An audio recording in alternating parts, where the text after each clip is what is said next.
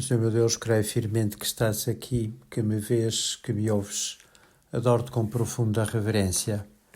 Peço perdão dos meus pecados e graça para fazer com fruto este tempo de oração. Minha Mãe Imaculada, São José, meu Pai e Senhor, anjo da minha guarda, intercedei por mim. Neste domingo, a Igreja sugere a leitura e certamente também a meditação de um discurso que poderíamos dizer que é, de certo modo, a carta magna do cristianismo, de certo modo também a nossa Constituição.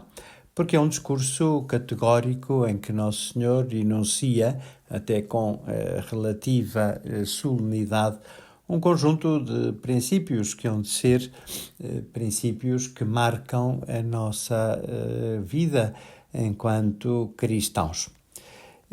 Trata-se do chamado Sermão da Montanha, ou também chamado Sermão das Bem-aventuranças, que na versão de São Mateus assim diz: Vendo Jesus aquelas multidões, subiu ao monte e, tendo-se sentado, aproximaram-se dele os discípulos e pôs-se a falar e ensinava-os, dizendo: Bem-aventurados os pobres em espírito, porque deles é o reino dos céus. Bem-aventurados os que choram, porque serão consolados. Bem-aventurados os mansos, porque herdarão a terra. Bem-aventurados os que têm fome e sede de justiça, porque serão saciados. Bem-aventurados os misericordiosos, porque alcançarão misericórdia. Bem-aventurados os puros de coração, porque verão a Deus. Bem-aventurados os que promovem a paz, porque serão chamados filhos de Deus. Bem-aventurados os que sofrem perseguição por amor da justiça, porque deles é o reino dos céus. Bem-aventurados sereis quando os insultarem, vos perseguirem e disserem falsamente toda a espécie de mal contra vós por causa de mim. Alegrai-vos e exultai, porque será grande a vossa recompensa nos céus, pois também assim perseguiram os profetas que viveram antes de vós. O discurso prossegue com indicações relativas à oração, à penitência, etc. Mas para nós, de facto, estas bem-aventuranças já são um sinal muito claro daquilo a que o Senhor nos chama, ou seja, que o Senhor nos chama a todos, sem exceção, à santidade.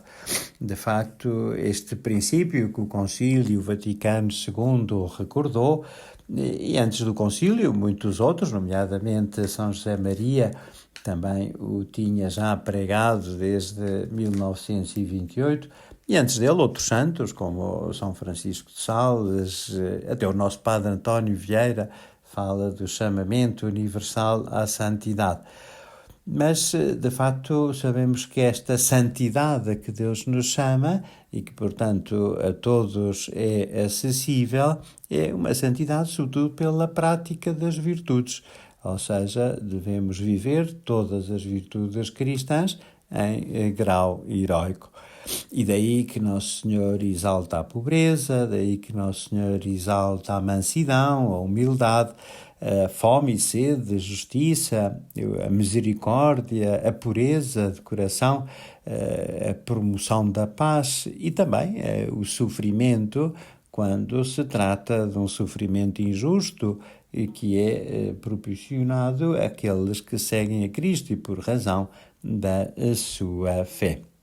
De facto, Nosso Senhor faz este discurso do cimo do monte, talvez também para nos indicar dessa forma que estes seus ensinamentos não são ensinamentos terrenos, não são planos, nem são ensinamentos que vêm dos homens, não é um conjunto de princípios que uma Assembleia decidiu acordar, como acontece com as constituições ou as leis aprovadas pelos parlamentos.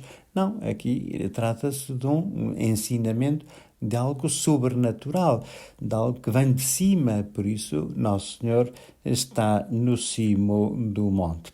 E por isso também se diz que Nosso Senhor está sentado. O estar sentado não é só sinal de que estava cansado, mas é mais do que isso, é sinal de poder, não é? como é que se chama a cadeira do rei? É o trono. O rei, o trono é um símbolo da sua realeza, do seu poder. O juiz também profere, não é, a sentença sentado naquela que é a sua sede.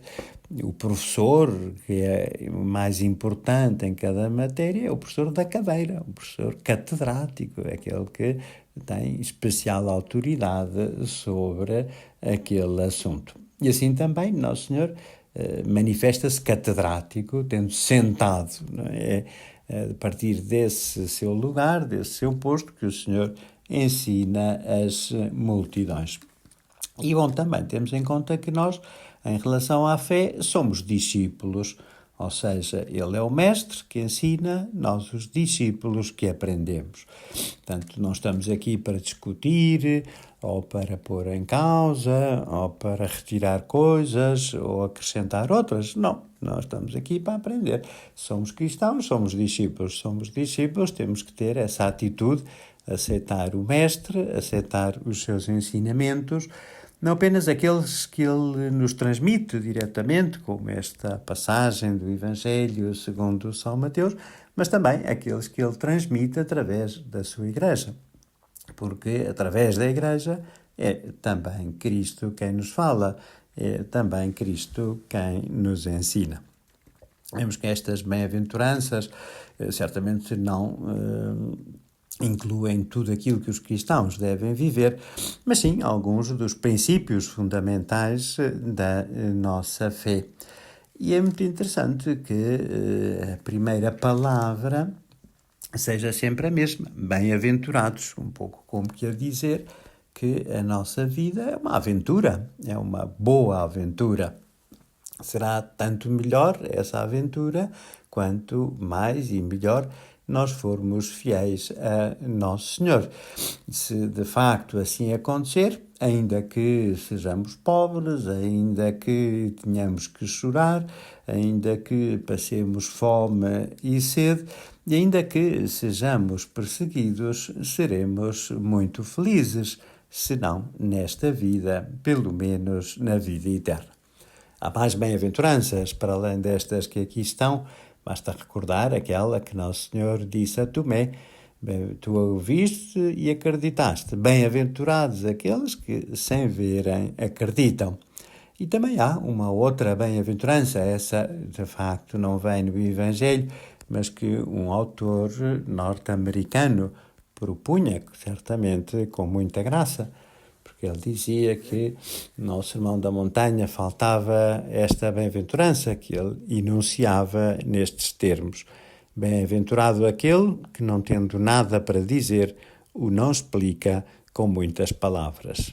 E é verdade que quando as pessoas falam demais, quando não dizem nada, é que sempre nos parece que estamos a perder o tempo e que seríamos bem-aventurados se não tivéssemos que suportar esse suplício. Vamos pedir a Nossa Senhora, ela que cumpre à risca todas estas bem-aventuranças e também a do humorista norte-americano, porque nunca falou sem necessidade de o fazer e sempre tudo o que disse tinha tanto conteúdo e tanta riqueza. Vamos pedir a Nossa Senhora que ela nos ajude para que sejamos verdadeiramente bem-aventurados e para que saibamos pregar o Evangelho que hoje a Igreja anuncia, não apenas com as nossas palavras, mas, sobretudo, com o exemplo da nossa vida. Sobretudo também, tendo agora presente o Santo Padre, que sabemos que está adoentado, e também tendo em conta este ano jubilar, para que o Senhor seguramente quer-se-á servir para nos cumular com muitas bênçãos. Dou-te graças, meu Deus, com os propósitos, afetos e inspirações que comunicaste nesta meditação. Peço ajuda para os pôr em prática. Minha Mãe Imaculada, São José, meu Pai, Senhor, anjo da minha guarda, intercedei por mim. E que Nossa Senhora também proteja o Santo Padre e alcance para o Papa a graça da saúde para que nos possa servir e ajudar ainda durante muitos anos.